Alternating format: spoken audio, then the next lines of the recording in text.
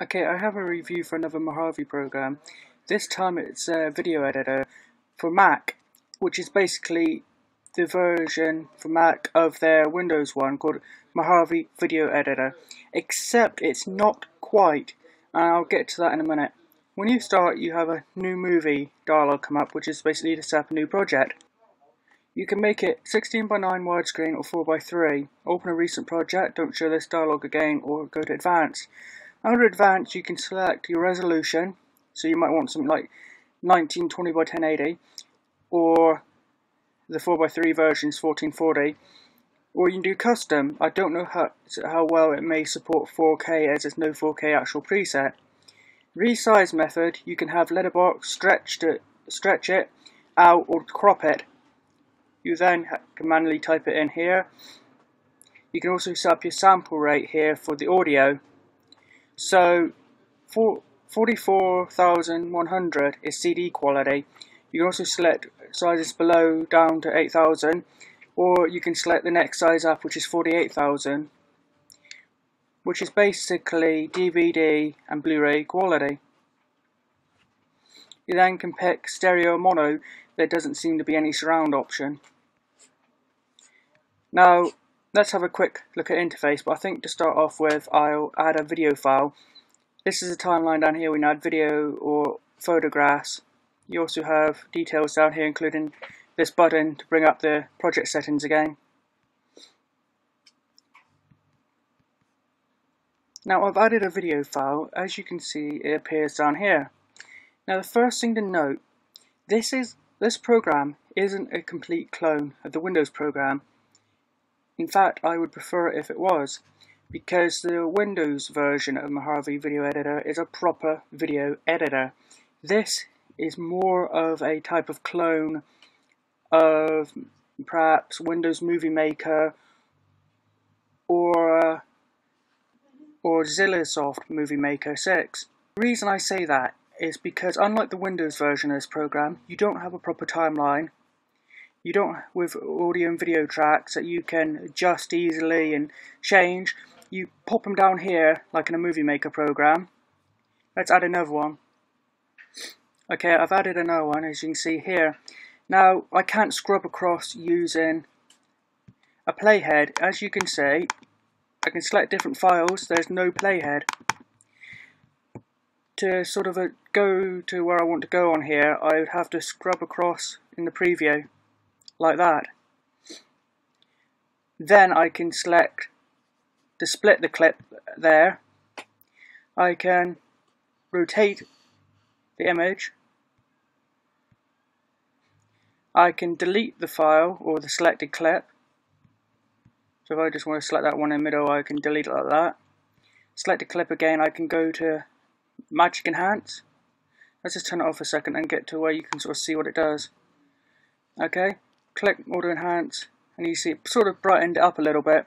And then if we go to settings, you can see it's ticked there. You can also, let me get this out of the way, you can then do contrast. It didn't seem to make much difference. Saturation and the white balance. You can select a playback speed here.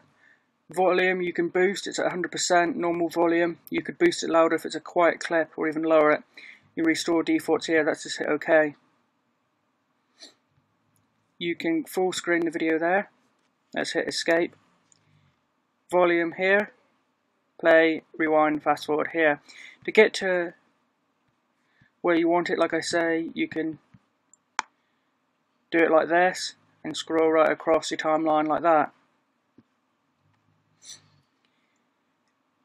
How do you add audio?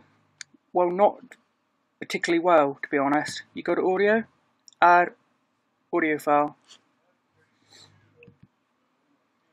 I've added an audio file, whereas in the timeline it's not.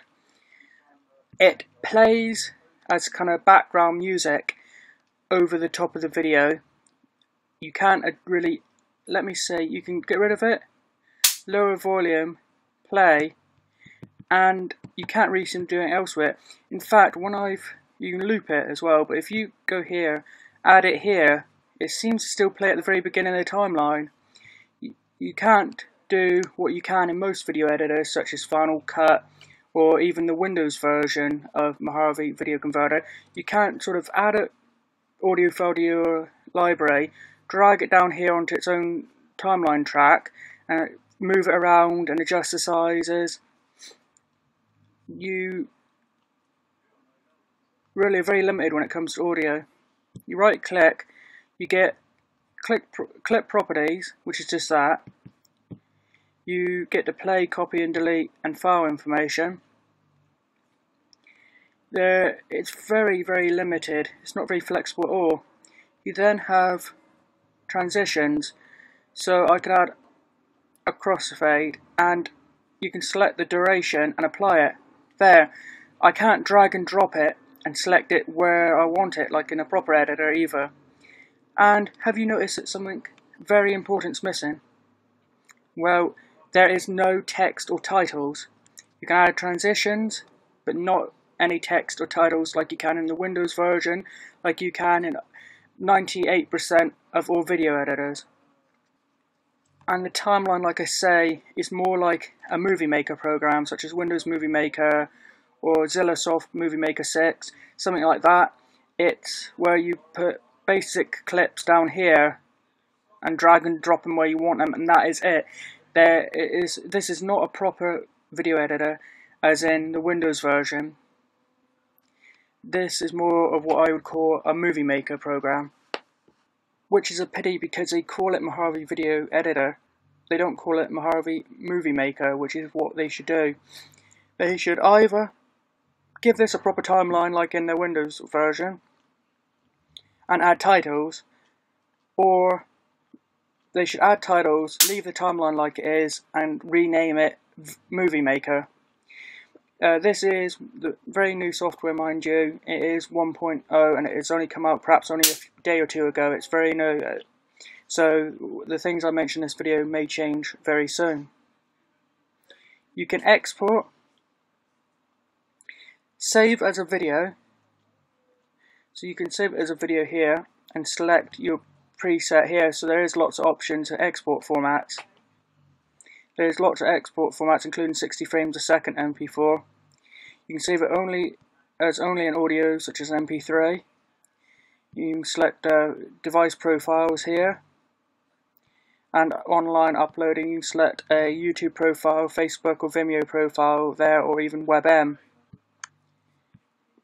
So you select like this, change any settings like if you want to lower it to 720p or not, estimated file size, new project name, start.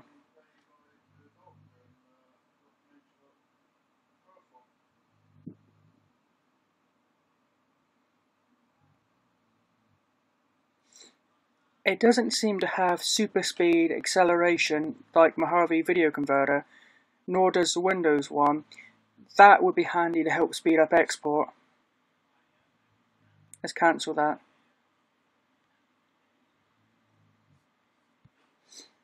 Up under Preferences, you can change interface language, where the project files are saved, where the output exported videos go, check for updates automatically, send anonymous usage stats to Movavi. Some people don't like that sort of thing, so you can disable it there if you want. I'm fine with it, I'll leave it on.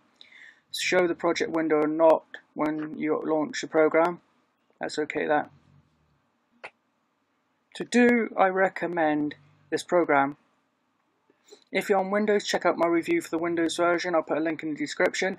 I recommend the Windows version. It's a proper, fairly full-featured video editor. Do I recommend the Mac version? No, not at this time, not 1.0.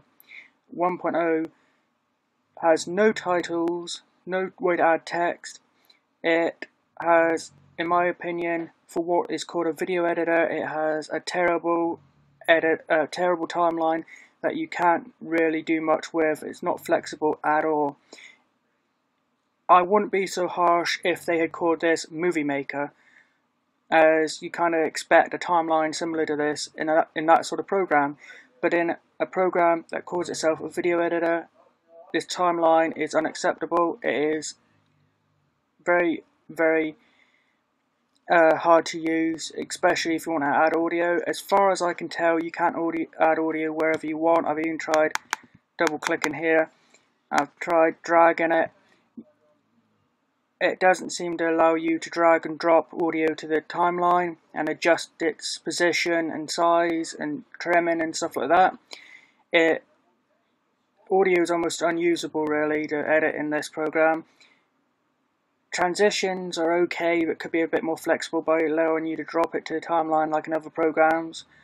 So it's too basic. If this was a free program, or if it called itself Movie Maker, I wouldn't be harsh on it. But this is a program you're paying around £22 with VAT, I believe, and it calls itself a video editor, and it's just not in this current state. However, it does have good potential, and I look forward to seeing what they do with it in the future.